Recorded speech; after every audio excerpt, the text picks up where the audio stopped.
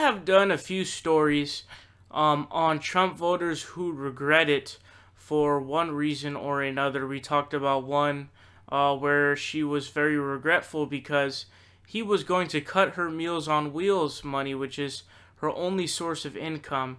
And there was another one as well. I don't recall exactly what it was, but you can check those out. They're still up, of course.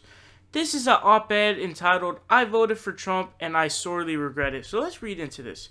It's by somebody named Julius Krein. It says, when Donald Trump first announced his presidential campaign, I, like most people, thought it would be a short-lived publicity stunt. A month later, though, I happened to catch one of his political rallies on C-SPAN. I riveted.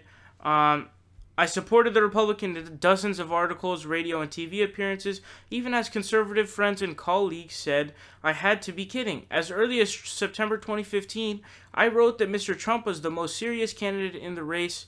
Critics of the pro-Trump blog and the non-profit journal that I founded accused us of attempting to understand Trump better than he understands himself.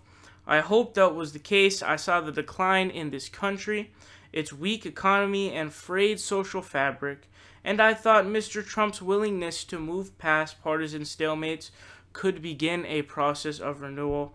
I really can't read all of this to you guys because then it's just going to be me reading a bunch of stuff. This is a very... what I'm trying to say is I encourage you to go and look at this. I'm going to read you guys this. So he says, effectively a third-party president without a party, Mr. Trump has faced extraordinary resistance from the media, the bureaucracy, and even within the Republican Party, but the administration has committed too many unforced errors and deserves most of the blame for its failures. Far from making the transformative deals he promised voters, his only talent appears to be creating grotesque media frenzies, just as all his critics said. Those who found some admirable things in the hazy outline of Mr. Trump's campaign, a trade policy focused on national industrial development, a less foreign policy, less ideological approaches to infrastructure, healthcare, and entitlements, will have to salvage that agenda from the wreckage of his presidency. On that, I'm not ready to give up. So this guy, he's written this op-ed, and he's saying that he no longer supports Trump. From the gist of it that I get, he does not like all of the distractions and all of the crazy things that are going on with Trump.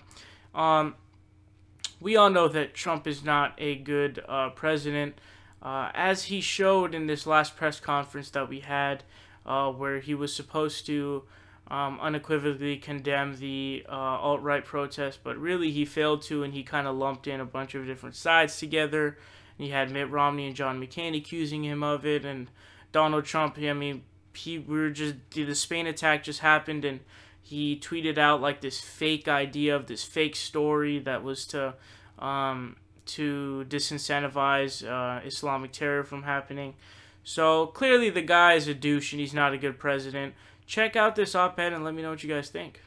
What's up, guys? It's Saul Hill here. You guys are watching The Progressive Voice. Make sure you guys click subscribe down below. We're fighting Donald Trump tooth and nail, and we need your help.